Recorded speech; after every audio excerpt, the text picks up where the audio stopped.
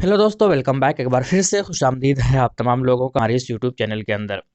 आइए दोस्तों, बात करेंगे इस वीडियो के अंदर बहुत ही अहम टॉपिक के ऊपर। उससे पहले कि मैं स्टार्ट करें, आइए थोड़ा सा स्क्रीन पर कुछ चीज़ें हैं वो देख लेते हैं। आइए, जैसे कि आप देख रहे होंगे कि आज़म खां के परिवार से मिलने रामपुर पहुंचे अखिलेश यादव।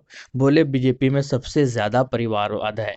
इस तरीके से आप देख सकते हैं कि ये हिंदी का इंग्लिश पेपर का article, BJP loves destruction over development says Akhilesh Yadav after meeting Azam Khan से फैमिली इन रामपुर।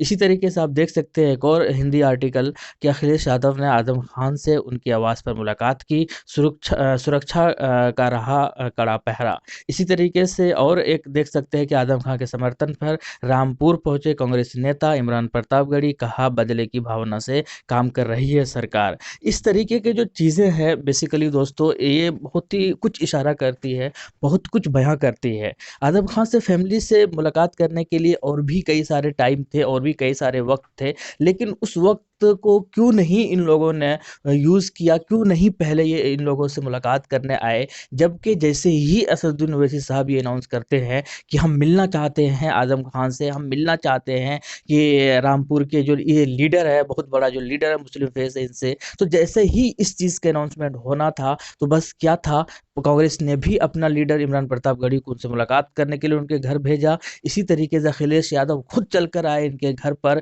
बहुत सारी चीज़ें बातें हुई। और मज़े की बात, एक बात और मैं बता दूं, इन्होंने ये भी साथ में अनाउंस किया कि हम जो है बजट के बाद जो है कि ये उत्तर प्रदेश के अंदर साइकिल के ज़रिए, क्योंकि साइकिल उनका चुनाव चिन्ह है अखिलेश यादव का, साइकिल के माध्यम से रैलियाँ निकालेंगे और इस चीज़ के ऊपर आवाज़ उठाएंगे। आजम खां और उनकी यूनिवर्सिटी को जिस तरीके से घेराव कर रहे हैं सरकार, उसके खिलाफ जो आवाज़ उठाएंगे। लेकिन इस तरीके के अचानक से आजम खां के लिए इतनी हमदर्दी कांग्रेस के अंदर भी, अखिलेश यादव के अंदर भी और भी कई सारे लोग जो है, इतनी क्यों और कैसे जग गया? क्या एक स्टेटमेंट के अंदर असदुद्दीन ओवैसी साहब के एक छोटा सा जो जुमला है कि हम चाहते हैं मिलना उनसे, इसके आगे उन्होंने कुछ नहीं कहा है। क्या उस जुमले के अंदर, उस सेंटेंस के अंदर इतना ताकत है, इतना ताकत है कि सब है एकदम सब कुछ बदल कर रख दिया है, सबके लोगों के मिजाज जो है उत्तर प्रदेश के अंदर सब कुछ बदल गया है। क्या इतनी ताकत है? आइए इसे समझते हैं दोस्तों।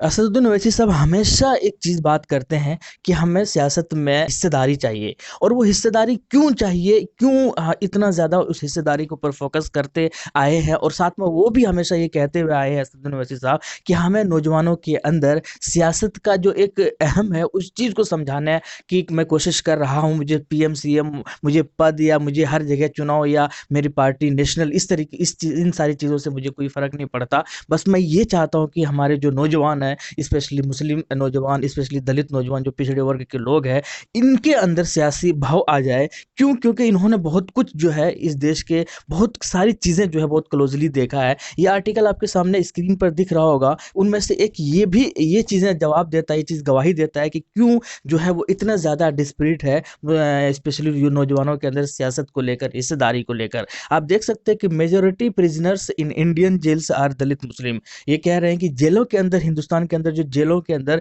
बंद लोग हैं, उनमें से ज़्यादातर जो है वो दलित और मुस्लिम लोग हैं। इस तरीके से ये देख सकते हैं दूसरा article, Muslims, Dalit and the tribals from more than 50% of prisoners in India jail.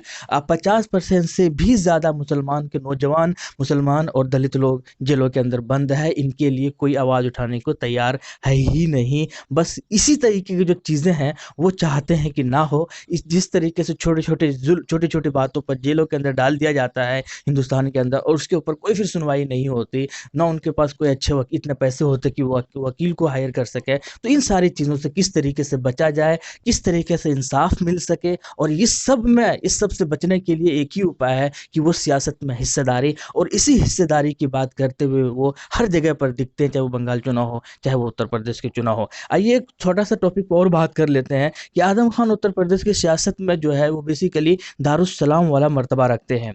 बस वो इंडिपेंडेंट नहीं है, लेकिन एक्सेप्टेंसी को लेकर उसमें कोई शक भी नहीं है। हैं। उत्तर प्रदेश की सेकुलर सियासत मुसलमानों के घर की लौंडी है। ये बात किसने कहा था याद है? ये जिसने कहा था वो दारुस्सलाम में वो शख्स आज भी उनका ताल्लुक है। उन्होंने ही कहा था कि उत्तर प्रदेश में यादव जी की जो है यादव मुसलमान जो है ये यादव जी की गुलामी कर रहे हैं कई सारे ओपिनियन में, कई सारे तरीकों से। इसी तरह उन्होंने कहा था। बस क्या था, अखिलेश यादव ने आजम खान के घर जाकर इस कहावत की जो है और भी ज़्यादा रिकॉग्नाइज कर दिया। लेकिन को यकीन नहीं होगा कि क्या सही माने में असदुद्दीन ओवैसी साहब का एक जुमला कि मुझे मुलाकात करनी है आजम खान से इतना ज़्यादा पावरफुल है कि सारे नेताओं में जो है आजम खान को लेकर बेचैनी पैदा कर दिया है। ये एक सोचने समझने की बात है। उम्मीद यही है कि ये बात बहुत कुछ बयां करता है। ये चीज़ बयां करती है कि सियासत में हिस्सेदारी क्यों ज़रूरी है, क्योंकि जब तक आप हिस्सेदारी नहीं करेंगे,